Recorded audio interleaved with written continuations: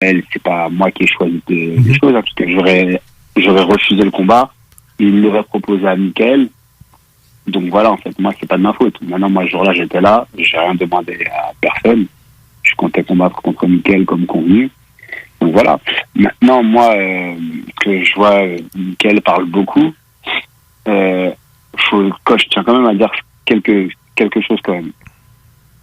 Il faut bien qu'il comprenne que avant que je mette les pieds au Canada, je ne le connaissais pas du tout, en fait. Il était inconnu pour moi. Je ne savais même pas qu'il existait. Donc, quand je l'entends parler, on aurait dit que c'est un combattant de classe mondiale. Il faut vraiment qu'il reste à sa place de combattant au niveau où il est, en fait. Parce que quand je l'entends parler, on aurait dit que il est extraordinaire. Et il se permet de me citer dans ses stories. Enfin, il va me faire réagir. Il comprend pas que j'ai beaucoup trop d'expérience pour rentrer dans ce genre de jeu, en fait. J'ai vraiment pas que ça à faire. Donc, j'ai aucun problème avec ça. Si je dois affronter Mickaël, là, visiblement, le TKO, ça devrait reprendre.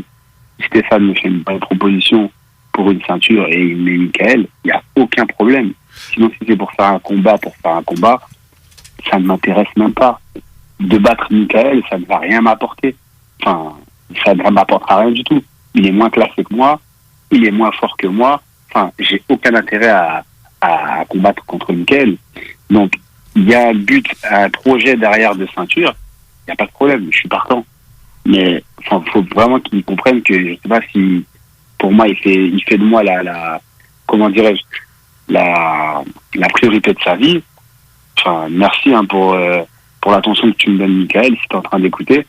Mais je suis vraiment désolé, en fait. Je combattais, et Mickaël, il jouait encore avec ses crottes de nez. Donc, je comprends même pas qu'un combattant comme ça, il puisse me manquer de respect, en fait. Enfin, ça me fait juste rire.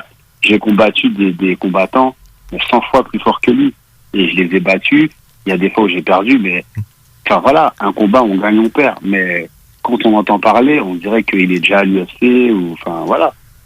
Tous les combattants que Mickaël a pris, je ne les connais même pas. Ils ne sont même pas classés à part Jesse Ronson contre qui il a perdu. Il a pris un Mexicain là à la New Era.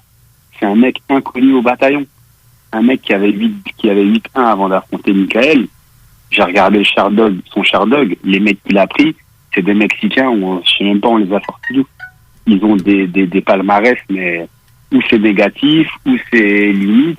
Ils ont 2-2, 3-2, enfin voilà quoi. Le mec qu'il a pris à la New Era, il était pas fort. Un mec qu'on construit, comme beaucoup de mecs qu'on construit au Mexique. Parce que le Mexique c'est grand, tout le monde le sait. Donc, Mickaël, avec tout le respect que je te dois, t'inquiète pas, s'il y a une occasion, ce sera avec grand plaisir que je te casserai ta bouche. Ça, c'est pas de problème. Et je te le dis ici, sur la radio de Ken, et tu le verras ce jour-là dans la cage. Mais je te garantis, si tu m'affrontes, on va pas finir le combat.